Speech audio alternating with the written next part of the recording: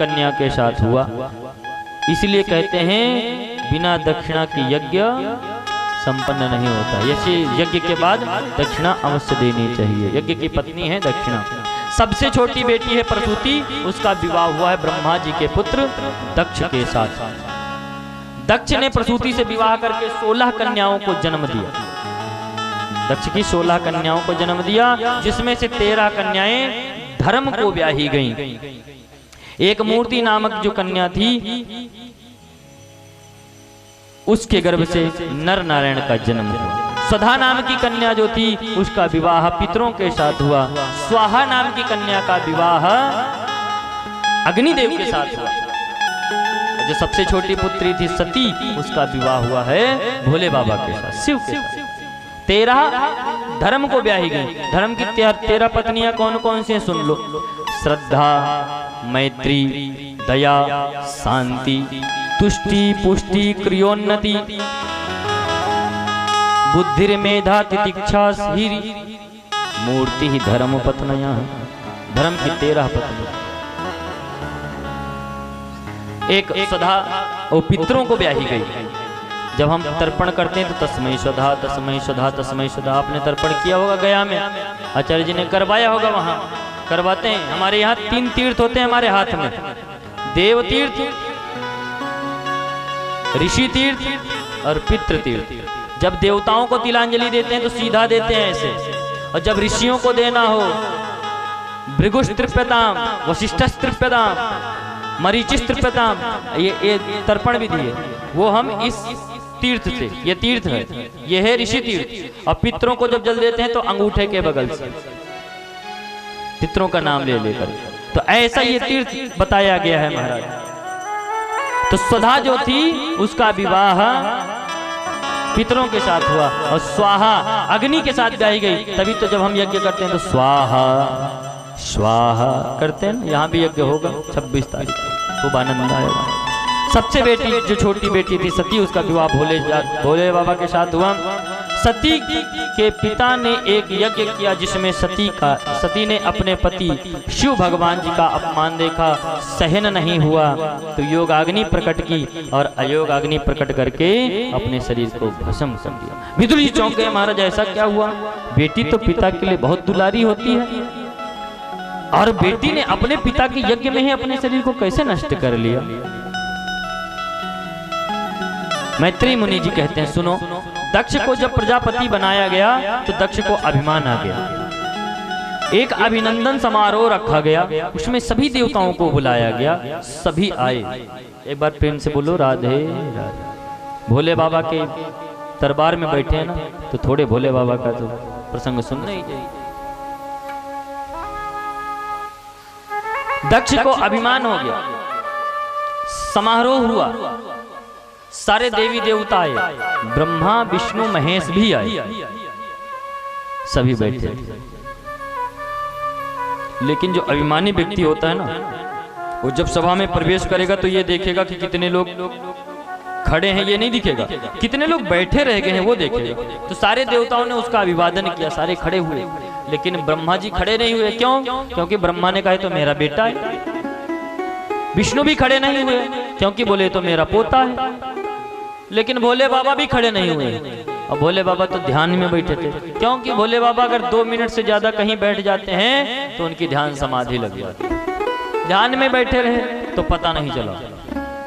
दक्ष जब आया तो देखा सारे खड़े हैं, लेकिन ये 3 खड़े नहीं हुए। चलो ब्रह्मा जी पिताजी हैं, विष्णु जी भी त्रिलोकनाथ हैं, बाबा लगते हैं, नहीं खड़े हुए। लेकिन ये भोला, ये अवघड़दानी, इसको तो खड़ा होना चाहिए, तो मेरा दामाद है, मैंने इसको अपनी बेटी दी। क्रोध में भर गया, आग बबूला हो गया। आते ही सबसे पहले संबोधन नहीं करते हैं ना, जो बड़े लोग होते हैं उनको पहले बोला जाता है आए हैं, अब ये हमारे सामने आपको संबोधन करेंगे। स्वागत समारोह होता है ना, अपने यहाँ भी होता होगा, कोई सभासद आते हैं, चुने जाते हैं ना। दक्ष को भी प्रजापति बनाया गया था, तो जैसे कोई स्वागत समारोह किया जाता है कि इनको सभासद बनाया गया है तो अभी इनका स्वागत होगा, तो ऐसे ही दक्ष का स्वागत था। लेकिन आते ही उसने सबसे पहले माइक पकड़ लिया और आते ही कहा, महाराज सभ्य समाज में कोई एक भी असभ्य आ जाए तो महाराज व्यवस्था में अव्यवस्था हो जाती है। सब देखने लगे महाराज इसमें असभ्य कौन आ गया, ऐसा कौन आ गया, यहाँ तो सभी देवता हैं। बोले इधर उधर क्या देख रहे हो, ये देखो इधर ये भोले बाबा बैठा हुआ है। नहीं, इसको लौकिक कुछ ज्ञान ही नहीं, भूत प्रेतों में रहता है, मृग छाल लपेटे हुए रहता है। इसको कुछ ज्ञान होता तो बताता, लौकिक ज्ञान है ही नहीं इसको, कब कहाँ क्या करना चाहिए। आप सब भोले बाबा को, भोले बाबा की भी समाधि क्या हो गया भाई। बोले सब खड़े हो गए, इसको लौकिक ज्ञान ही नहीं है, कैसे खड़े हो गए, ये कैसे स्वागत समारोह में क्या जाने इसका। सभ्य समाजों में रहे तब तो इसको सभ्यता है, सभ्य समाज में रहता ही नहीं है, भूत प्रेत की टोली में रहता है, हमेशा भांग की नशा में रहता है। भोले बाबा सुन रहे थे, अब शब्द बोलता रहा, नंदी से रहा नहीं गया, खड़े होने लगे। भोले बाबा ने कहा बैठ जाओ। बोले क्यों, देखो बुरा भला कह रहा है, गाली दे रहा है आपको। बोला भाई ससुराल की गाली तो अच्छे अच्छों को खानी पड़ती है, मुझे शादी में नहीं मिली थी तो बाद में खा रहा हूँ, बैठ जाओ। कहते कहते महाराज जब इतना क्रोध बढ़ गया और बोला आज के बाद कोई भी किसी भी यज्ञ में भोले को स्थान नहीं देगा, इस शिव को कोई स्थान नहीं देगा, कोई स्थान नहीं मिलेगा। तब तो नंदी से रहा नहीं गया और उन्होंने कहा हे दक्ष, जब से तू आया तब से बकरे की तरह बक बक बक बक बक किए जा रहा है, मैं करता जा रहा है, मैं तुझे शाप देता हूँ, तेरा मुख जो है वो बकरे का हो जा रहा है। भृगु जी खड़े थे, वो खड़े हो गए, हे नंदी, ससुर दामाद के बीच में तू बोलने वाला कौन होता है, मैं तुम्हें साफ देता हूं जो भोले बाबा के गण है सब पाखंडी हो जाए। भोले बाबा के सारे गण खड़े हो गए, हे भृगु तुमने हमें पाखंडी कैसे कहा, हम कहते हैं तुम्हारे जैसे ब्राह्मण जो हैं घर घर के भिखमंगे हो जाए। अब तो हमारा सापा सापी होने लगे। भोले बाबा ने सोचा हमारा ये तो गड़बड़ हो गया, ये तो स्वागत समारोह है या साप समारोह हो गया। करतुम अकर्तुम अन्यथा करतुम समर्थ ईश्वर, भोले बाबा सब में समर्थ हैं। भोले बाबा ने कहा ये सब का कारण मैं हूं। अपने गणों को लिया साथ में, वापस घर चले आए, कुछ नहीं कहा। आकर के घर में निश्चिंत होकर मस्ती भजन करते हैं।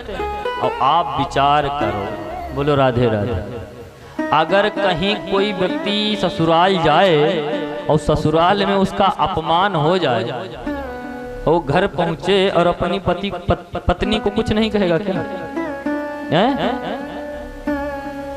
वहां की जितनी भड़ास भरी हुई है ना अंदर, वो घर में पहुंचते अपने पत्नी पे ही उतारेगा। तुम्हारे घर के यथम है, वहां इतना अपमान हुआ, इतना अपमान हुआ, इनको बोलने की तमीज आज से मैं कभी नहीं जाऊंगा। लेकिन भोले बाबा इतने सामर्थ्यवान, एक शब्द भी नहीं कहा। यहीं से पता चलती कि भोले बाबा बहुत भोले हैं, सहन से। करतुम अकर्तुम अन्यथा करतुम समर्थ है, करने ना करने सब कुछ सामर्थ्यवान होते हुए भी शांत। लेकिन दक्ष को इतने में भी शांति नहीं मिली। उसने दोबारा से एक आयोजन किया हरिद्वार में, कनखल में दूसरा आयोजन किया गया। बोले अब की बार सबको बुलाएंगे लेकिन शिव को नहीं बुलाएंगे। सबको बुलाया गया, सबको निमंत्रण दिया गया, लेकिन भोले बाबा को नहीं दिया गया। जहां भोले बाबा नहीं गए वहां भगवान विष्णु भी नहीं जाते। शिव द्रोही ममदास कहावा, सो मोही सपनों नहीं पावा, सो नर मोही सपनों नहीं पावा। जो भगवान शिव का द्रोही है वो भगवान विष्णु को प्राप्त नहीं कर सकता। तो विष्णु नहीं गए, जहां विष्णु नहीं जाएंगे वहां ब्रह्मा भी नहीं जाएगा। तो ब्रह्मा विष्णु महेश तीनों नहीं गए। सारे देवता जा रहे हैं यज्ञ के लिए, सब जा रहे थे, पूरा आकाश मंडल खाली है, लेकिन जा कहां रहे हैं? कैलाश पर्वत से। अब आप विचार करो, पूरा भूमंडल खाली है, कहीं से भी चले जाते, लेकिन देवताओं को पता है कि कैलाश से चलो, क्योंकि सती को बुलाया नहीं गया, भोले बाबा को बुलाया नहीं गया। कुछ लोग होते हैं ना ऐसे, हमारी जिनसे अनबन ना हो और उनको पता चल जाए इनके पड़ोस में, होते हैं ना कभी कभी, पड़ोसी के यहाँ हमारे आयोजन है और हमारे पड़ोसी को बुलाया नहीं है, तो जानबूझकर वो क्या काम करेंगे कि चप्पल जो है वो पड़ोसी के यहाँ ही उतारेंगे और वहां बोलेंगे भैया आपको बुलाया नहीं क्या? जानते हैं नहीं बुलाया है, लेकिन फिर भी अब वो क्या कहे, नहीं बुलाया नहीं, अरे चलो हम भी आते हैं, अभी आएंगे, कहना पड़ता, जानते हैं। तो ऐसे ही देवता लोग कर रहे हैं, पूरा भूमंडल खाली है, आकाश मंडल खाली है, लेकिन जाएंगे तो कैलाश से ही। और जब जा रहे थे, और ऐसे नहीं जा रहे थे, जा रहे थे गाना गाते हैं, सती जी ने देखा। गोस्वामी जी लिखते हैं, अरे सती बिलो के व्योम विमाना, सती बिलो के व्योम विमाना, जात चले सुंदर विधि नाना, जात चले सुंदर विधि नाना, किन्नर नाग सिद्ध गंधर्वा, किन्नर नाग सिद्ध गंधर्वा, पधुन समेत चले सुर सरवा, वधुन समेत चले सुरवा, पूछो तब शिव कहो बखानी, पूछो शिव शिव कहो बखानी, पिता जाग्य सुन कछु हरसानी, पिता के सुन कछु हरसानी, जो महेश मोहि आयस देहि, जो महेश मोहि आयस देहि, कछु दिन जाई रहूं मिस एहि, कछु दिन जाय रहो बिसरे, कछु दिन जाई रहूं मिस एहि, कछु दिन जाय रहो बिसरे, सती बिलो के व्योम विमाना। सती बिलो के व्योम विमाना, सती जी ने देखा कि विमान पर विमान जा रहे हैं, सभी देवता जा रहे हैं। सती जी ने कहा, आज कोई कुंभ का मेला तो लगा नहीं, जा कहाँ रहे हैं? पूछा, कहाँ जा रहे हो? बोले, अरे तुम्हें पता नहीं है, तुम्हारे पिताजी के घर में बहुत बड़ा यज्ञ हो रहा, आपको नहीं बुलाया क्या? सबको पता है नहीं बुलाया, फिर भी बोले बुलाया तो होगा, लेकिन मेरे भोले बाबा तो हमेशा ध्यान में रहते हैं, समाधि टूटे तब हम आए, जो महेश मोहि आयस दे, तब आएंगे। पिता के घर में यज्ञ हो रहा है और बेटी घर में रह जाए, ये कैसे हो सकता है? और जब से भोले बाबा आए थे तब से सती को ध्यान में रहते हैं भोले बाबा। और सती जी ने एक गलती भी कर ली थी, आपने राम कथा सुनी होगी कि सीता का भेष धर लिया था, तब से भगवान ने उनको अपनी माता मान लिया था भोले बाबा ने। ये भोले बाबा की सामर्थ्य है कि अपनी पत्नी भी अगर कहीं उनकी माता का वेश धारण कर लिया तो उसको हमेशा माता मान लिया। और हम लोग क्या करते हैं? बोलो राधे राधे। किसी की माता को अपनी पत्नी बनाने के चक्कर में रहते हैं। बोलो राधे राधे। लेकिन भोले बाबा की पत्नी ने अगर माँ का रूप धारण कर लिया है तो उनका परित्याग कर दिया है, तब से थोड़ा सा खेद भी रहता है। सम्मुख आसन दिया था भोले बाबा ने।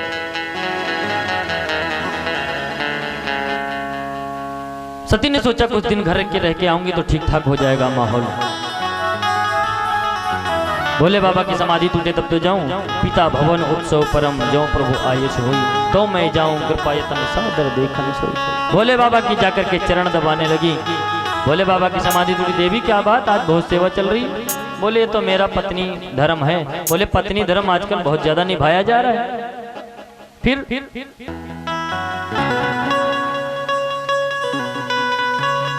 जब पत्नियां ज्यादा सेवा करने लग जाएं तो समझ लेना सावधान हो जाओ महाराज, कुछ ना कुछ हाँ लिस्ट तैयार हुई होगी। बोलो राधे राधे। भोले बाबा ने वही कहा, देवी कुछ तो बात जरूर है, क्या कारण है? कुछ इच्छा है क्या, बताओ। बोले हाँ प्रभु, इच्छा तो यही थी कि पिता भवन उत्सव परम, पिताजी के घर में यज्ञ हो रहा है तो जाना चाहिए। बोले कोई निमंत्रण आया है क्या? बोले आया भी होगा तो ये उबड़ खाबड़ में हमने अपना घर बना रखा है, डाकिया रास्ता भूल गया होगा। फोन फान तो तब थे नहीं, मोबाइल की फोन कर दे, डाकिया आया होगा, रास्ता भूल गया होगा। तब भोले बाबा ने कहा नहीं देवी, हमें पता है कि हमें बुलाया नहीं गया है। आज भोले बाबा ने सब कुछ बताया, क्योंकि मेरी वजह से तुमको भी नहीं बुलाया। आज वो पूरी घटना भोले बाबा ने सती माता को बता दिया। अरे भोले, सती माता ने कहा अच्छा ससुर दामाद में तना तनी चल रही है और मुझे पता ही नहीं है, अगर आज भी मैं नहीं गई तो ये रिश्तेदारी समाप्त हो जाएगी। अब तो मुझे जाना चाहिए, प्रभु मुझे आज्ञा दो, मैं जाऊंगी। भोले बाबा ने कहा नहीं देवी, बिना बुलाए नहीं जाना चाहिए। आवत ही हर्षे नहीं नैनन नहीं स्नेह, और तुलसी तहां न जाइए चाहे कंचन बरसे मेघ। वहां नहीं जाना चाहिए जहां जाने से किसी को प्रसन्नता ना हो, इसलिए देवी वहां मत जाओ, वहां अपमान होगा। और तुम अपना अपमान तो बर्दाश्त कर सकते हो, लेकिन मेरा अपमान बर्दाश्त नहीं कर पाओगे। लेकिन अब सती के दो रूप हो गए, एक पति के प्रति प्रेम होता है तो रुक जाती हैं, जब पिता की याद आती है तो चल पड़ती हैं। बोले प्रभु आज्ञा दे दो, और बिना आज्ञा के जाएं कैसे, पत्नी पति बढ़ता है। भोले बाबा दोनों तरफ से सती का मरण देख रहे हैं कि अगर मैंने इनको आज्ञा नहीं दी तो पिता की याद में मर जाएंगी, और अगर मैंने इनको आज्ञा दे दी तो वहां गई और वहां मेरा अपमान देखेंगी तो मेरा अपमान ही बर्दाश्त नहीं कर सकती, तो भी इनका मरण है। भोले बाबा अब क्या करें, तो ध्यान लगा कर बैठ गए। माता आती हैं, प्रभु मैं चली जाऊं, भगवान कुछ बोले नहीं। भोले बाबा उठ करके चल पड़ी, थोड़ी दूर जाती हैं, फिर सोचती हैं आज्ञा नहीं मिली कैसे चली जाऊं, फिर लौट करके आती हैं, प्रभु आज्ञा दे दो ना। भोले बाबा नहीं देते हैं, और जब सती जी आज्ञा लेकर के जाने लगती हैं ना, उठ करके चल देती हैं, तो भोले बाबा आंख खोल करके देख लेते हैं गई क्या, और जब देखते हैं थोड़ी दूर गई वापस आ रही तो फिर आंख बंद कर लेते हैं। 2-3 बार ऐसे किया, चौथी बार कहा माता ने, अच्छा आप कहते हो कि मैं जा नहीं सकती क्या, अब तो मैं जा ही रही हूँ, मैं चली जाऊंगी। भोले बाबा बोले कुछ नहीं, देखा आपकी बार सती माता दूर काफी दूर निकल गई, लगा आपकी वापस आने वाली नहीं है, गणों को आदेश दिया जाओ सादर लेकर के जाओ, और जैसा कुछ समाचार हो मुझे बताओ। सती माता जैसे ही पहुंची अपने पिता के घर में, जो देखता है वही उनका अपमान करता है। गोस्वामी जी ने लिखा, पिता भवन जब गई भवानी, दक्ष त्रास का हूं न सन्मानी। दक्ष ने देख करके मुख घुमा लिया, देख करके महाराज बहुत कष्ट हुआ सती को।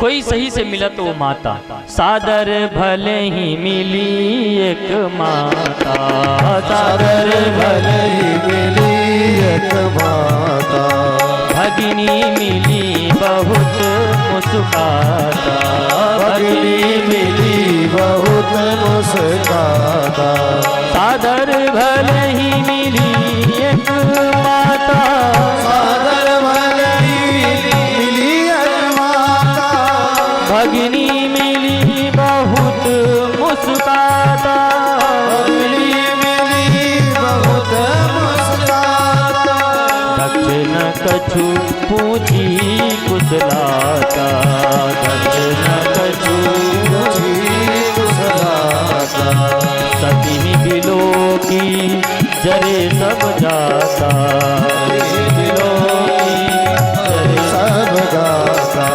कोई सती से प्रेम से नहीं मिला महाराज, दक्ष ने मुख घुमा लिया, माता ने खाली बचाव किया है। मैया मिली, अरे मैं कह रही थी कि सती के बिना यज्ञ कैसा, उसको बुलाओ, तूने बहुत अच्छा किया आ गई। भगिनी मिली बहुत मुस्कुराता, जितने बहनें थी ना सती की वो सब बहुत मुस्कुरा रही हैं। अरे देखो सती आ गई, क्यों ना आए भाई, पिताजी की सबसे लाडली बेटी है ना, रथ भेजा होगा। एक बहन कहने लगी, अच्छा ये बताओ तुम्हारे स्वामी ने कुछ घर वर बनाया कि नहीं, ऐसे ही आकाश में रही थी। एक ने कहा रे कपड़े उपड़े पहनने लगे कि नंगा बाबा बन के डोल रहे, ऐसे वचन बोल रहे हैं जिससे कि सती को कष्ट हो। सती ने कहा, बहन अपने पिता के घर में आई हूं, ऐसा क्यों बोलते हो? कुछ लोग ऐसे ही ताने मारते हैं अपने लोग। सबसे कठिन जाति अपमाना, जब कोई अपना अपमान करता तो बहुत कष्ट होता है। सती ने किसी को कुछ नहीं कहा, सीधा यज्ञ भवन में गई, और जहां यज्ञशाला बनी थी सबका स्थान बना हुआ है, लेकिन भोले बाबा का स्थान नहीं है। जाकर के देखा क्या, सती जाई देखो तब जागा, कतहु न देख शंभु कर भागा। भोले बाबा का अपमान देखा कि उनका कोई भाग नहीं है, क्रोध आ गया, और कहते हैं कि मैया ने क्रोधाग्नि प्रकट की, और अस कही जोग यज्ञ तनु जारा, अस कही जोग अग्नि तनु जारा, भयउ सकल मत हाहाकारा, भयउ सकल मत हाहाकारा। समाचार सब शंकर पाए, समाचार सब शंकर पाए, वीर भद्र करी कोप पठाए,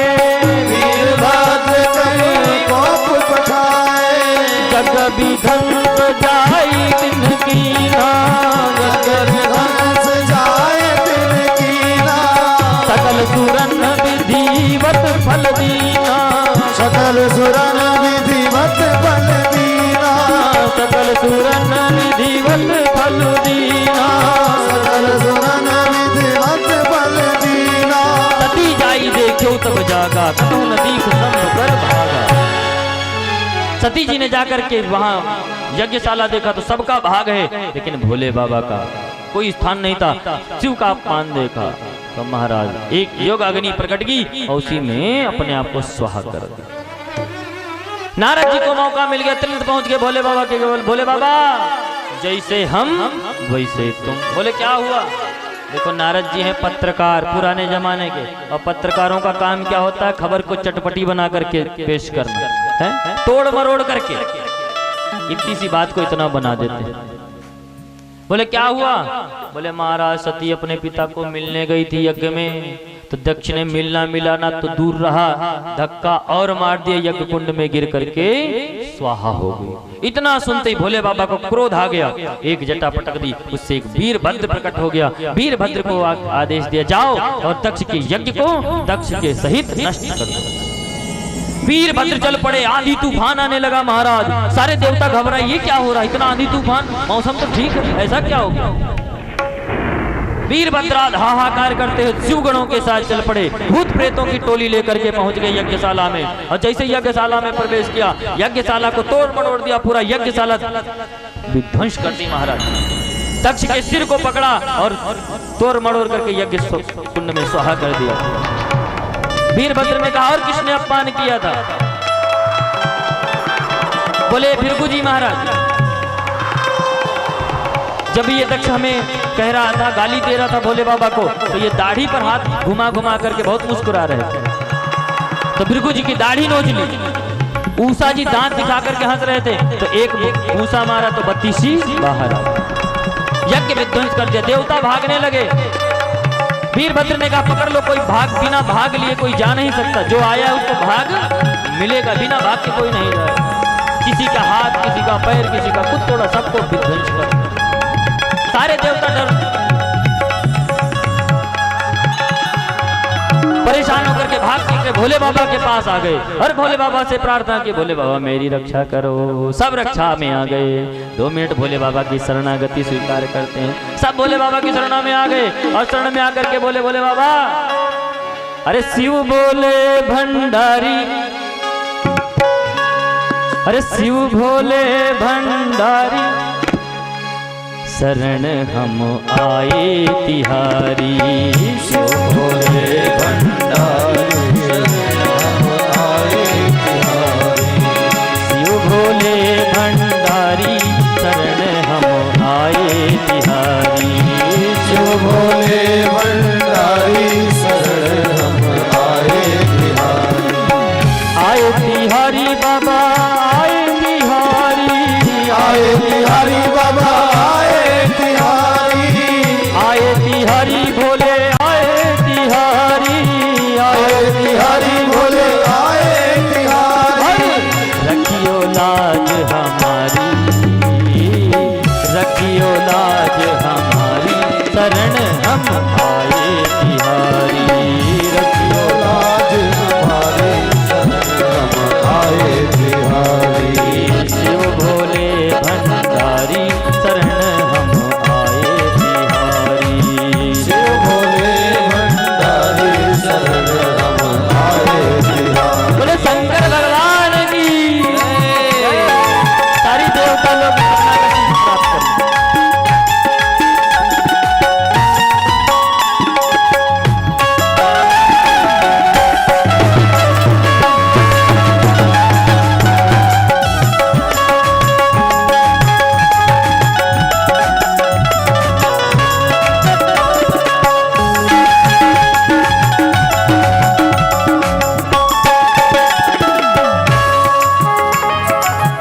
गले में सोहे मुंड की माला, गले में सोहे मुंड की माला, गले में सोहे मुंड की माला, गले में सोहे मुंड की माला।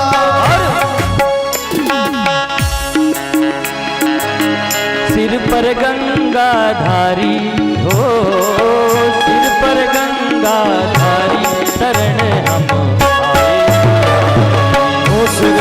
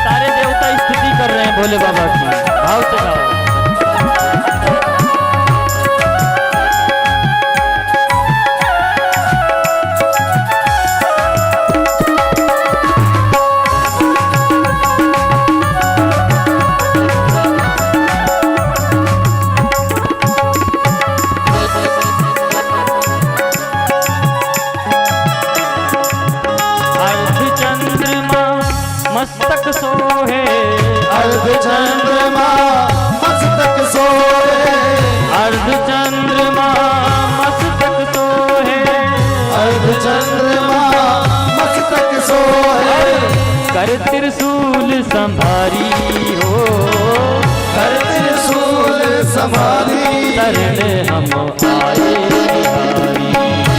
त्रिशूल संभारी शरण हम आए बिहारी। हाँ शिव भोले भंडारी शरण हम आए बिहारी। शिव भोले भंडारी शरण हम आए बिहारी। जय हो।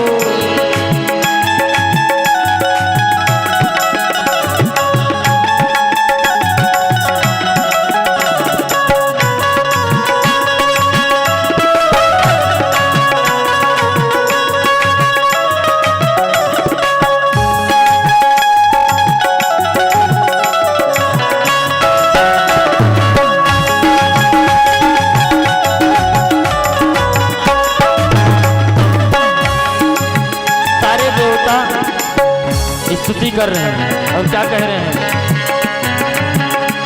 कृपा करो है अवधरदानी, कृपा करो है, कृपा करो हे अवधरदानी, कृपा करो है अवधरदानी, कृपा करो है, अवधरदानी, कृपा करो है अवधरदानी, कृपा करो हे अवधरदानी, शरण हम आए बिहारी।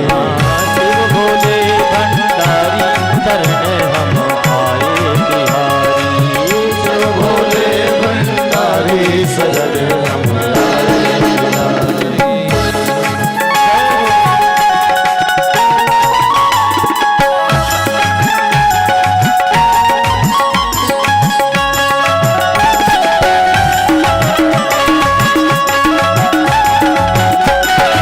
हर हर महादेव।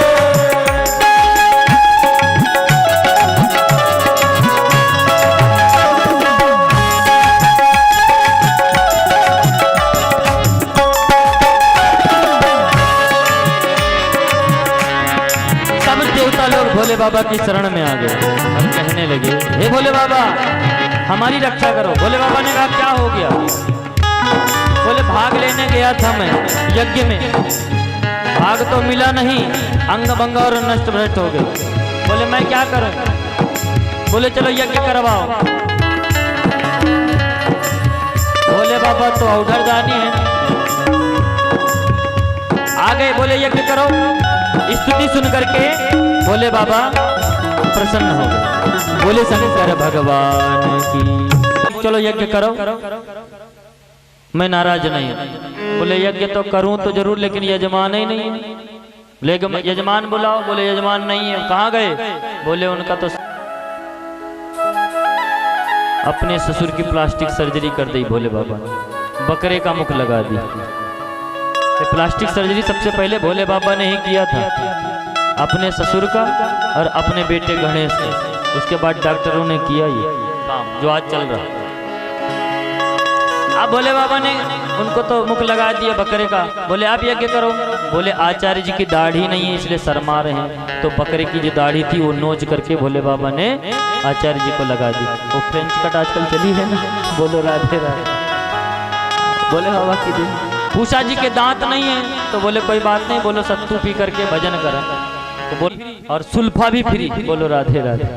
हाँ सारी व्यवस्था है, बस करना क्या है, बस खाली बोल बम सब। भोले बाबा ने कहा यज्ञ करो। स्तुति गाई, दक्षिणे भोले बाबा नॉर्मल हुई, यज्ञ संपन्न करवाया। बोले जब मेरा भाग ही नहीं तो मैं क्या करूंगा? बोले नहीं, जो यज्ञ से बाहर निकलेगा, जो गिरेगा वो तुम्हें मिलेगा। भगवान भोले बाबा ने कहा जोई राम सोई राम, जो मिल जाए वही ठीक। इस प्रकार से भोले बाबा ने यज्ञ संपन्न कराया। आगे सुखदेव जी वर्णन करते हुए कहते हैं राजन, सती चरित्र के प्रसाद भोले बाबा ने जो प्रियव्रत, जो मनु महाराज के दो पुत्र हैं, प्रियव्रत और उत्तानपाद, उनके छोटे पुत्र जो उत्तानपाद हैं, उनका चरित्र सुनाया है। उत्तानपाद कौन है इसको सुने। उत्तानपाद की दो रानियां हैं, सुनीति और सुरुचि। उत्तानपाद सभी जीव उत्तानपाद, हम सब उत्तानपाद। अत ऊर्ध्व पादो यशसा उत्तान पादो, जिसका पैर ऊपर हो सिर नीचे।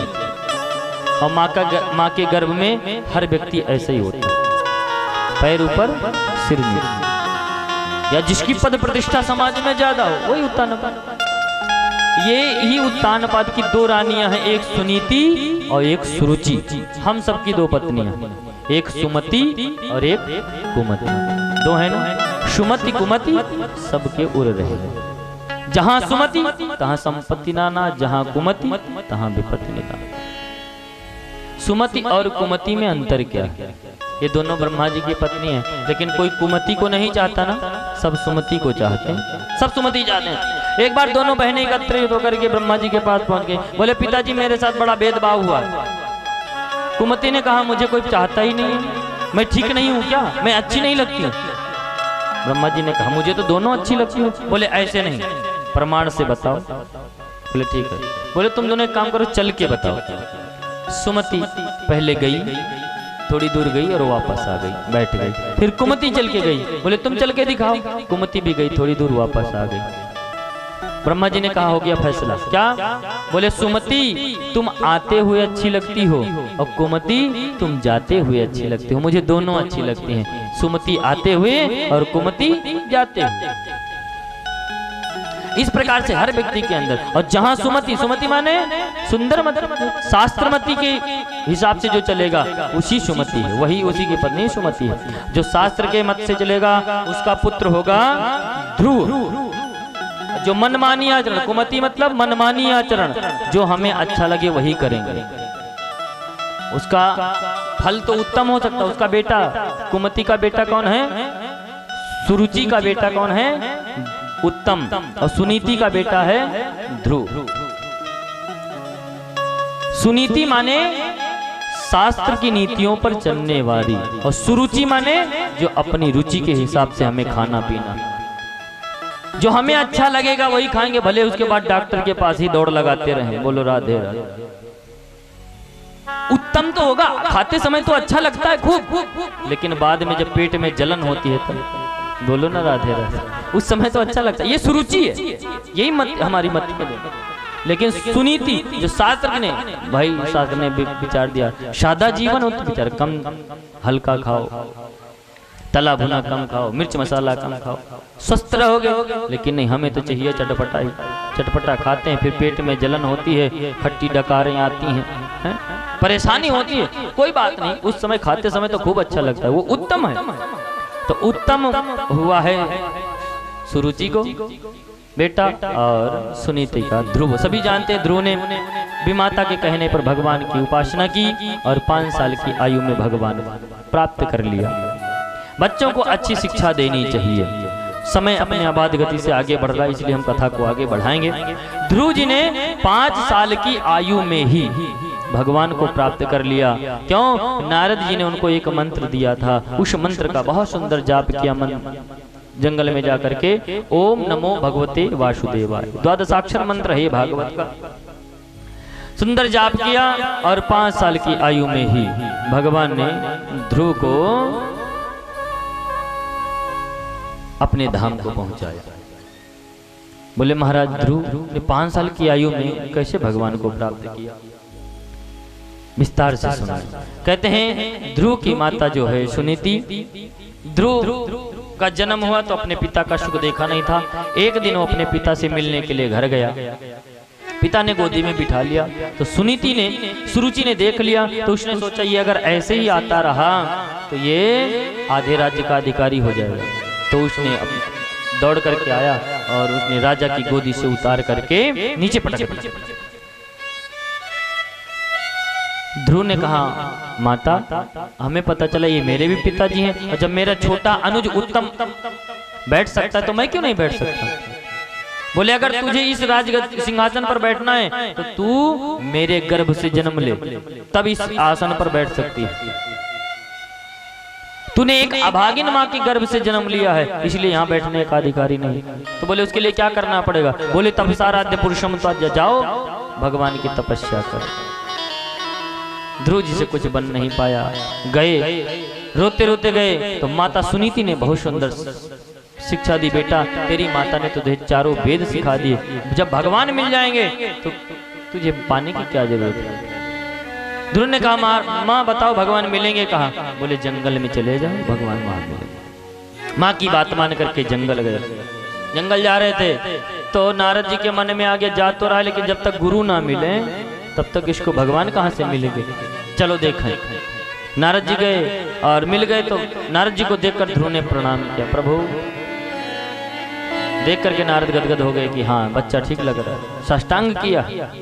बोले कहाँ जा रहे हो? बोले जंगल में। बोले क्या करने? बोले भगवान को ढूंढने। कौन से भगवान? बोले विष्णु। विष्णु कौन है?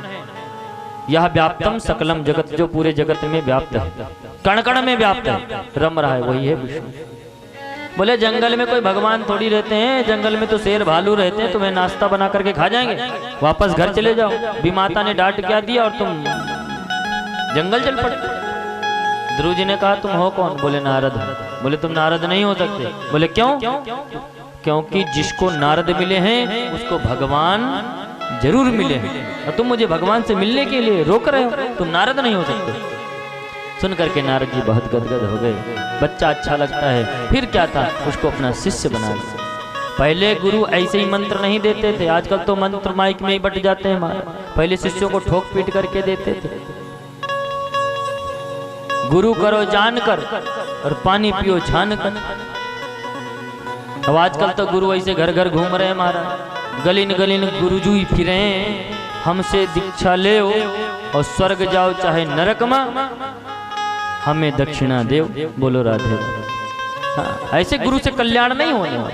गुरु की बहुत नहीं, गुरु ऐसे किसी को दीक्षा भी नहीं देते थे, बहुत ठोक पीट के बहुत सेवा करवाते थे तब दीक्षा देते थे। आजकल तो देखते हैं कौन बढ़िया माल वाला है, जरा देख लो, उसी को अपना शिष्य बना लो, क्योंकि आश्रम वही चलाएगा। बोलो राधे राधे। हाँ ऐसे ही होता है। हाँ, गुरु जो शिष्य का कल्याण करे वो गुरु। भोले भोले महाराज नारद जी ने ध्रुव जी को मंत्र दे दिया, 12 अक्षर मंत्र, और कहा जाओ मधुबन में जाकर के इसका जाप करो। ध्रुव जी चले गए और उस मंत्र का जाप करने लगे। कौन सा मंत्र है? और 2 मिनट हम भी इस महामंत्र का जाप करते हैं, और 3 ही महीने 5 महीने में इस मंत्र के प्रभाव से ध्रुव जी ने भगवान को प्राप्त कर लिया और जाप करने लगे। जाकर के मधुबन में यमुना जी का जलपान किया और भगवान का ध्यान करके जाप करने लगे। कौन सा मंत्र? ओम नमो भगवते वासुदेवाय। ओम नमो भगवते वासुदेवाय। ओम नमो भगवते वासुदेवाय। ओम नमो भगवते वासुदेवाय। ओम नमो भगवते वासुदेवाय। वासुदेवाय प्रभु नंदनंदनाय। वासुदेवाय प्रभु नंदनंदनाय। वासुदेवाय प्रभु कृष्णचंद्राय। वासुदेवाय प्रभु कृष्णचंद्राय। ओम नमो भगवते वासुदेवाय। ओम नमो भगवते वासुदेवाय। इसी मंत्र का जाप करने लगे। नियम ले लिया पहले मास का, तिरात्रांते कपित्थ बदराशनः। 1 महीने का नियम लिया कि 3 दिन में कुछ फल खा लेते हैं और अकाट्य जप करते हैं। कौन सा? यही ओम नमो भगवते वासुदेवाय। ओम नमो भगवते वासुदेवाय। ओम नमो भगवते वासुदेवाय। ओम नमो भगवते वासुदेवाय। वासुदेवाय प्रभु नंदनंदनाय। वासुदेवाय प्रभु नंदनंदनाय। ओम नमो भगवते वासुदेवाय। ओम नमो भगवते वासुदेवाय। जाप कर रहे थे, दूसरा महीना प्रारंभ हुआ, नियम चेंज हो गया। द्वितीयं चाट धामासं षष्ठे षष्ठे अर्भको दिने छठे दिन में कोई पत्ता गिर जाता है, पेड़ के पत्ते गिर जाते हैं, उसको खा लेते हैं 6 दिन में एक बार, और यही जाप करते हैं। 2 महीने का नियम पूरा हुआ, तीसरा महीना प्रारंभ हुआ, नियम चेंज कर दिया। तृतीयम चानयन मासम, 9वें हनी, 9 दिन में एक बार खाली जल पी लेते हैं, जल पी करके भजन करते हैं। चौथा मास प्रारंभ हुआ, नियम चेंज हो गया। चतुर्थम वही मासम, द्वादशे हनी, 12 दिन में अब खाना पीना सब बंद कर दिया, खाली वायु पीते हैं, वायु का पान कर लेते हैं और जाप करते हैं। तब कहते हैं भगवान, इतनी कठोर तपस्या के बाद भगवान मिले, लेकिन जाप नहीं छोड़ा, यही जाप करें। कौन सा? 2 मिनट सभी गाएंगे। ओम नमो भगवते वासुदेवाय, ओम नमो भगवते वासुदेवाय, ओम नमो भगवते वासुदेवाय, ओम नमो भगवते वासुदेवाय, वासुदेवाय प्रभु नंद नंदनाय, वासुदेवाय प्रभु नंद नंदनाय, नंद नंदनाय प्रभु कृष्ण चंद्राय, नंद नंदनाय प्रभु कृष्ण चंद्राय। ओम नमो भगवते वासुदेवाय, ओम नमो भगवते वासुदेवाय, ओम नमो भगवते वासुदेवाय, ओम नमो भगवते वासुदेवाय, ओम नमो भगवते वासुदेवाय। ओम नमो भगवते वासुदेवाय। जाप करने से 5वां महीना प्राप्त हुआ, नियम चेंज कर दिया, अब तो खाना पीना सब बंद किया और ऐसा प्राणायाम चढ़ाया। 5वें मासे अनुप्राप्ति जित श्वासो निर्वात्मजः, 5वें महीने में उन्होंने प्राणायाम के बल पर श्वास की गति को रोक दिया। भगवान का श्वास ध्रुव से मिल गया। जब भगवान की श्वास और ध्रुव की श्वास रुक गई, तो ध्रुव की श्वास रुकी हुई थी तो भगवान की भी श्वास रुक गई। प्राणायाम चढ़ा दिया, और जब भगवान की श्वास रुक जाए तो सभी का श्वास रुक जाता है। सारे देवता घबराए, महाराज जी मेरे प्राण अवरुद्ध क्यों हो रहे हैं? सारे देवता भगवान के पास पहुंच गए, प्रभु मेरा रहना मुश्किल हो रहा है देवलोक में, मेरे प्राण अवरुद्ध हो रहे हैं। भगवान ने कहा घबराओ मत, मेरा नन्हा सा भगत मेरे ध्यान में बैठा हुआ है, उसकी श्वास मेरी श्वास में मिल गई, उसने प्राणायाम के द्वारा अपने को रोक रखा, तो मेरी श्वास रुक गई है। सारे देवता कहने प्रभु जल्दी जाओ उसको दर्शन दो। बोले आप दर्शन देने नहीं, दर्शन करने जाओ। भगवान गरुड़ पर सवार हुए और सीधा पहुंच गए, लेकिन ध्रुव जी तो ध्यान में खड़े हुए हैं, कुछ बोल नहीं रहे। जाप चल रहा है, आंख बंद है, आगे सामने भगवान खड़े प्रतीक्षा कर रहे हैं। भक्त की भी प्रतीक्षा भगवान करते हैं। महाराज भगवान ने सोचा कि ये आंख ऐसे खोलने वाला नहीं, क्यों? क्योंकि भगवान का दर्शन उनके हृदय में कर रहे थे। भगवान ने अंदर की झांकी को तिरोहित किया, गायब कर दिया कि उसी समय ध्रुव ने अपने आंख खोल दी चटपटा कर। तो आंख खोली तो देखा क्या कि जो झांकी अंदर देख रहा था वही बाहर दर्शन आ गई। भगवान को देखकर मुस्कुराने लगे। ध्रुव जी मुस्कुराए कि ध्रुव ने सोचा महाराज मैया ने ये तो बता दिया भगवान मिल जाएंगे, लेकिन भगवान मिल जाएंगे तो करना क्या चाहिए? हमने सुना पूजा करनी चाहिए, तो ना मेरे पास पूजा की सामग्री है और ना मुझे ज्ञान है, मैं करूँ क्या? तो इसलिए सोच सोच के मुस्कुरा रहे। भगवान उसको देखकर मुस्कुरा रहे। देखो छोटा सा नन्हा सा बालक मुझे पाने के लिए एक विमाता के कहने पर घर परिवार छोड़ दिए, छोटा, इसलिए भगवान मुस्कुराए। और जब भगवान मुस्कुराए तो देवता भी मुस्कुराए, सारे लोग मुस्कुरा रहे थे, कुछ बोल नहीं पा रहे थे। भगवान ने समझा मेरा भक्त जो है वो थोड़ा सा संकोच कर रहा है, क्या करें, कुछ ज्ञान है नहीं। भगवान को दया आ गई और भगवान ने क्या किया, अपना पांचजन्य नाम का शंख जो था उसके गाल से छुआ दिया। कृतांजलिम ब्रह्ममेन कमुना पस्पर्श बालम कृपया कपोले। और जैसे ही शंख सुना महाराज स्पर्श किया कि महाराज ध्रुव को वेद वेदांत कंठस्थ हो गए। मूकम करोति वाचालम पंगुम लंघयते गिरम यत्कृपातमहं वंदे परमानंद माधवम। भगवान तो मूक को भी, गूंगे को वाचाल बना देते हैं, लंगड़े को आकाश पहुंचा देते हैं महाराज। जैसे ही ध्रुव जी को ज्ञान हुआ 12 श्लोकों में बड़ी सुंदर स्तुति गाई है। 12 अक्षर मंत्र दिया था नारद जी ने, इसलिए 12 श्लोकों में स्तुति गाई और भगवान की स्तुति गाने लगे। क्या कहते हैं?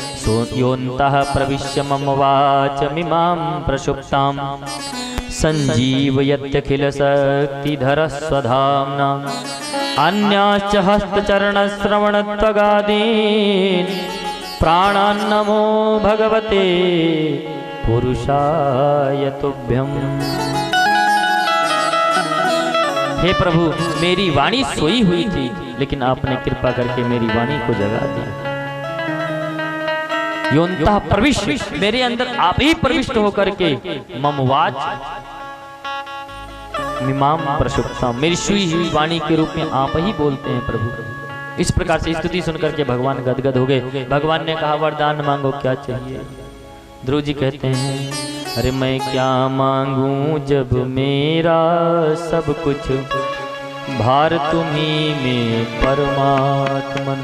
अरे मैं क्या मांगूं प्रभु जब सब भार आपके हाथ में ही है, मुझे कुछ नहीं चाहिए, कुछ नहीं चाहिए। भगवान ने कहा नहीं कुछ तो मांग लो।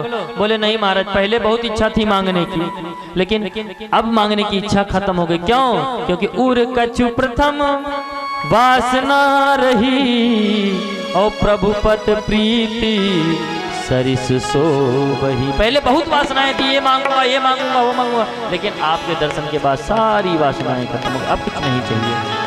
भगवान कहते नहीं कुछ तो मांग लो, कुछ तो मांग लो। ध्रुव जी कहते हैं मुझे कुछ नहीं चाहिए। अच्छा कहीं ये छूट हम आप लोगों को मिल जाए तो मांगने की देर लगाएंगे, कुछ कमी रखेंगे मांगने? अगर कोई को भगवान मिल जाए कि कुछ मांग लो, क्या मांगोगे पता है? मांगने में कमी नहीं लगाएगा। एक कलयुगी भक्त की कहानी है, सुना देते हैं। बोलो राधे राधे। एक बार एक भगत राज जो थे वो नारद जी को मिल गए। नारद जी इनसे कहा भैया ये बताओ महाराज कि ब्रह्मा विष्णु महेश में सबसे जल्दी कौन प्रसन्न हो जाते हैं? बोले वैसे भोले बाबा तो बहुत जल्दी प्रसन्न होते हैं, लेकिन ब्रह्मा जी उनसे जल्दी प्रसन्न हो जाते हैं, क्योंकि उनके ज्यादा मंदिर नहीं है, एक ही मंदिर है पुष्कर में। फिर क्या था, वो पुष्कर चला गया ब्रह्मा जी के मंदिर में 3 महीने घोर तप किया। ओम ब्रह्मणे नमः, ब्रह्मणे नमः। ब्रह्मा जी प्रकट हो गए, बोले मांगो क्या चाहिए? बोले महाराज कुछ नहीं चाहिए, बस आपके दर्शन की इच्छा थी, सो हो गया, अब कुछ चाहिए नहीं। बोले नहीं, तुम सोचते होंगे कि भोले बाबा ही वरदान देते हैं, विष्णु ही वरदान देने वाले हैं। अरे मैं भी विधाता हूँ, मांग कर तो देखो। और तुमने 3 महीने वरदान तप किया है, तुम एक नहीं 3 वरदान मांगो। बोले महाराज जब देना ही चाहते हो तो दे दो, नहीं मानते तो दे दो। बोले पहला वरदान ये दे दो कि मेरा कोई घर नहीं है, घर हो जाए। हम लोगों की यही इच्छा होती है। भगवान कहते हैं मांगने के लिए तो लिस्ट तैयार नहीं हुई, बड़ा भारी का रजिस्टर आएगा, शायद वो भी छोटा पड़ जाए मांगने के लिए। बोले महाराज घर दे दो। ब्रह्मा जी ने कहा ठीक है जाओ, घर हो गया। बोले घर तो हो गया, लेकिन अभी मेरी शादी नहीं हुई, शादी भी हो जाए। बोले जाओ शादी हो जाएगी, शादी हो गई। 2 वरदान दे दिए। बोले तीसरा वरदान? बोले जब चाहूं तब 3 वरदान मांगो। ब्रह्मा जी ने कहा महाराज बड़ा होशियार भगत है ये, तो अभी की तो मांग ही रहा है, आगे का पहले बुकिंग करा रहा। ब्रह्मा जी ने कहा ठीक है भाई, वरदान दिया। भगत राज घर में रहने लगे। घर शहर से दूर था, आने जाने में दिक्कत हो रही थी। आवाज लगा ए ब्रह्मा जी। ब्रह्मा जी आ गए। बोले देखो घर इतना बड़ा हो गया है, दिन भर हम झाड़ू पोछे में ही लगे रहते हैं, एक काम करो 2-4 नौकर भी दे दो। 2-4 नौकर हो गए। बोले जब नौकर हो गए तो एक काम करो 2-4 गाड़ियां भी दे दो, शहर से दूर है घर, पैदल जाने में दिक्कत होती। बोले बाबा, ब्रह्मा जी ने कहा था थास्तु, नौकर भी गाड़ी भी। बोले तीसरा? बोले तीसरा जब चाहो तब 3 वरदान फिर मांगना। महाराज ब्रह्मा जी ने कहा ये तो बड़ा होशियार भगत है महाराज, अभी की मांगता है, आगे का रिजर्वेशन पहले ही करा लेता। 3। अब महाराज घर में रहने लगा, आनंद से रह रहा था। एक दिन बेमौसम की बरसात हुई, बढ़िया डिस्टेम्पर करवाया था घर पे, सो धुल गया। आवाज लगाई, हे ब्रह्मा जी जल्दी आओ। ब्रह्मा जी आ गए, बोले पहले बरसात बंद करो, दुनिया में बाढ़ आए तो आती रहे कि मेरे घर पर कभी बरसात नहीं होनी चाहिए, बरसात बंद कर दिया। बोले दूसरा वरदान,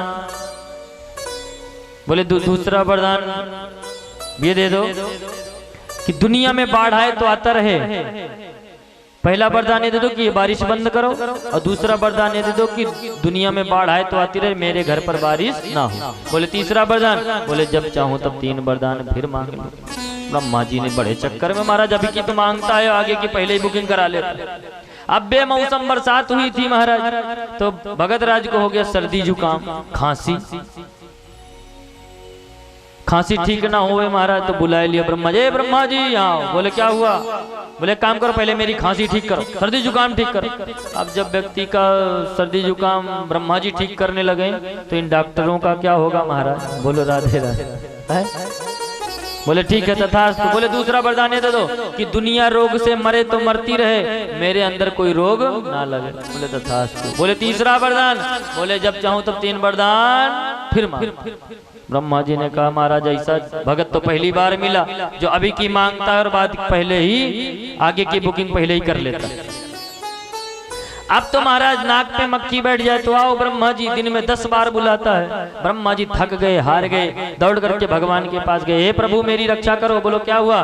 बोले एक कलयुगी भगत के चक्कर में पड़ गया, जब देखो तब बुला लेता है। महाराज मेरी प्रार्थना सुन लो जल्दी से, नहीं तो अगर उसने कहीं बुला लिया तो मैं जा भी नहीं पाऊंगा। भगवान ने कहा ब्रह्मा जी ये कलयुगी भक्त हैं, जरा सोच समझ करके इनसे कुछ लिया करो। अगर ये 100 रुपए का प्रसाद चढ़ाएं तो समझ लेना है कि 100 करोड़ की मांग करेंगे। बोलो राधे राधे। हाँ ये 20 आने की अगरबत्ती सुलगाएंगे तो 20 करोड़ की मांग करेंगे। उनका प्रसाद लेने से पहले सोच समझ लिया करो। ब्रह्मा जी ने कहा प्रभु अब खाई सो खाई, आगे खाई सो राम दुहाई, अब की बार तो रक्षा करो। इतने में भगत राज को कोई काम पड़ा, आवाज लगा दी, हे ब्रह्मा जी। ब्रह्मा जी खड़े, हाँ भैया क्या चाहिए? इतने में भगवान ने सरस्वती को आदेश दिया जाओ और भगत राज की जिह्वा पर आसीन हो जाए। सरस्वती आई, भगत राज की जिह्वा पर आसीन हो गई। ब्रह्मा जी ने कहा क्या चाहिए? बोले एक काम करो, पहले तो मुझे भक्ति का वरदान दे दो, मेरे जीवन में भक्ति आ जाए। ब्रह्मा जी ने कहा तथास्तु। बोले दूसरा वरदान? बोले दूसरा वरदान ये दे दो कि मेरी प्रभु के चरणों में प्रीति हो जाए। ब्रह्मा जी ने कहा ठीक है, भक्ति ले ले, प्रीति ले ले। तीसरा? ब्रह्मा जी डर रहे थे कहीं फिर ना मांग ले। फिर उसने कहा महाराज अब की बार एक वरदान ये दे दो, तीसरा ये वरदान दे दो कि संसार से मेरी मुक्ति हो जाए। ब्रह्मा जी ने कहा तू चाहे भक्ति ले चाहे मुक्ति ले, लेकिन मेरा पीछा छोड़ दे। तो ऐसे कलयुगी भक्त होते हैं। लेकिन यहाँ भगवान कहते हैं ध्रुव जी से कुछ मांग ले, कुछ मांग ले, लेकिन कुछ मांगा ही नहीं। जो भगवान पाले फिर उसको मांगने की क्या इच्छा रह जाए हमारा। लेकिन भगवान की शरण में जो जिस कामना से जाता है भगवान उसकी कामना को पूर्ण कर देते हैं। ध्रुव जी महाराज राज्य की कामना से गए थे, इसलिए भगवान ने कहा जाओ मैं तुम्हें आशीर्वाद देता हूँ, तुम 36,000 वर्ष तक इस धराधाम पर राज्य करोगे। 36,000 वर्ष तक ध्रुव जी ने इस धराधाम पर राज्य किया और अंत में मृत्यु के सिर के ऊपर पैर रख करके परम धाम को प्राप्त हुए। बोले ध्रुव जी महाराज की जय। इन्हीं ध्रुव जी महाराज के वंश में अनेक राजा हुए हैं। एक राजा हुए अंग, उनका बेटा हुआ वैन, बड़ा दुष्ट हुआ। वैन को जब राजा बनाया गया, महाराज राजा बन गया, अंग अपने ही राज्य में छुप छुप करके रहने लगे। तो वैन ने क्या किया, डिम डिम घोष करा दिया कि यहाँ कोई यज्ञ नहीं, न यस्तव्यम न दातव्यम न होतव्यम, न कोई यज्ञ करेगा, न कोई दान करेगा, न कोई पाठ करेगा, पूजा करेगा। अगर किसी को कुछ करना है तो बैनाए स्वाहा बैनाए नमः का जाप करो, भगवान का भजन नहीं होगा। ऋषियों ने समझाया, उसको डांटा तो कहते हैं उसका हार्ट अटैक हो गया, वो मर गया। ऋषियों ने कहा हम तो समझाने आए थे, लेकिन ये तो बहन का तो गोविंदाय नमो नमः हो गया, अब राजा कौन बने?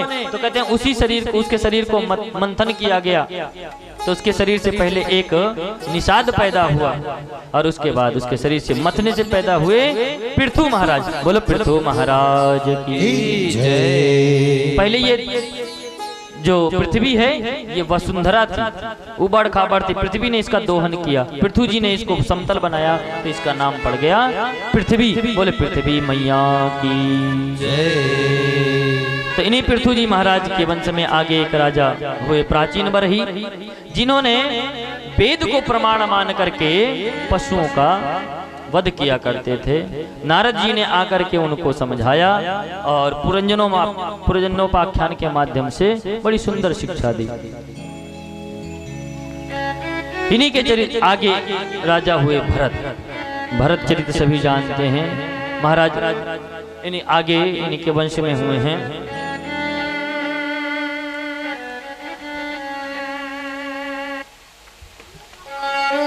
चतुर्थ स्कंद में नारद जी ने प्रचेता गणों को बहुत सुंदर सुंदर उपदेश दिया है। यहीं पर चतुर्थ स्कंद पूर्ण होता है। बोल बाल कृष्ण लाल की जय। कथा बहुत खींचने का प्रयास करते हैं, लेकिन क्या करें, समय इतनी तेज भागता है ना कि हम सोच नहीं पाते। कब समय बीत जाता है पता ही नहीं चलता। आगे पंचम स्कंद में प्रिय व्रत का चरित्र है। प्रिय व्रत माने प्रिय माने होता है अच्छा, और व्रत माने संकल्प, अच्छा संकल्प होना चाहिए। प्रिय व्रत ने इन्होंने संकल्प लिया कि हम रात्रि होने नहीं देंगे, क्योंकि रात्रि हो जाती है सब लोग खर्राटे भर करके सोते हैं। ब्रह्मा जी ने समझाया, अरे प्रिय व्रत, इस संसार की कोई भी वस्तु निरर्थक नहीं है, सब कुछ का उपयोग करना हमें ठीक से आना चाहिए। पर हमें उपयोग करना आता नहीं है और हम कहते हैं कि ये ठीक नहीं। अब आप विचार करो कि हमारे घर में रसोई घर में नमक रहता है ना। एक दिन आपने सब्जी में नमक नहीं डाला तो लोगों ने बहुत डांटा, काहे लो सारी सब्जी का स्वाद ही खराब कर दिया, नमक ही नहीं है इसमें, नमक के बिना सब्जी कैसी। दूसरे दिन आपने क्या किया, बहुत ध्यान रहा कि आज भूलेंगे नहीं, तो एक की जगह 2 बार नमक डाल दिया, तो सब्जी का फिर स्वाद गड़बड़ हो गया। लोगों ने कहा हमारा देखो नमक ही नमक कर दिया। एक दिन जल्दीबाजी में क्या था कि खीर बना रहे थे, तो चीनी की जगह नमक डाल दिया, सारी खीर खराब हो गई। लोगों ने कहा ले तो स्वाद खराब कर दिया। अब उसने कहा कि लो ये नमक बहुत खराब चीज होती, इसको हम रखेंगे नहीं। डिब्बा उठाया और किचन से बाहर। अब ये बताओ नमक खराब है कि हमारी बुद्धि खराब है? बोलो राधे राधे। उसका ठीक से प्रयोग करना नहीं आता। प्रयोग करना आ जाए तो वही चीज सुंदर है। इसलिए रात्रि बनाई है प्रियव्रत मैंने लोगों को विश्राम के लिए, क्योंकि लोग दिन भर काम करके थक जाते हैं, रात्रि में विश्राम करके जब सुबह उठते हैं तो तरोताजा होकर के, इसलिए रात्रि का बहुत महत्व है। प्रियव्रत समझ गए और शांत हुए। 7 द्वीपों को रचना कर दी थी प्रियव्रत ने। महाराज ज्योतिर्मय का निर्माण किया था रथ का। प्रियव्रत को समझाया। इन्हीं प्रियव्रत के वंश में एक बेटा हुए आग्नेत्र, आग्नेत्र के बेटा हुए नाभि, नाभि के हुए ऋषभदेव, ऋषभदेव जी के हुए भरत। भरत जी के नाम से इस देश का नाम पड़ा भारतवर्ष। बोले भारत माता की जय। हमारे देश में 3 भरत हुए हैं, 3 भरत। एक शकुंतला नंदन भरत, एक राम जी के छोटे भैया भरत, और एक जड़ भरत। एक है ज्ञानी भरत, एक है कर्म योगी, एक है ज्ञान योगी, और एक है भक्ति योगी। भक्ति योगी भरत कौन है? राम जी के छोटे भैया। और कर्म योगी भरत शकुंतला और दुष्यंत के पुत्र भरत। और ज्ञान योगी जड़ भरत, भागवत जी के भरत, जिन्होंने रहुगण को बहुत सुंदर उपदेश दिया। और कहते हैं इन्होंने भवाटवी का वर्णन किया, बहुत सुंदर सुंदर उपदेश दिया। भरत जी महाराज बहुत भगवान के भक्त थे, सबसे बड़े बेटा थे ऋषभदेव के। इनको राज्याभिषेक कर दिया, राजगद्दी पर बिठा तो दिया, राजा बन गए।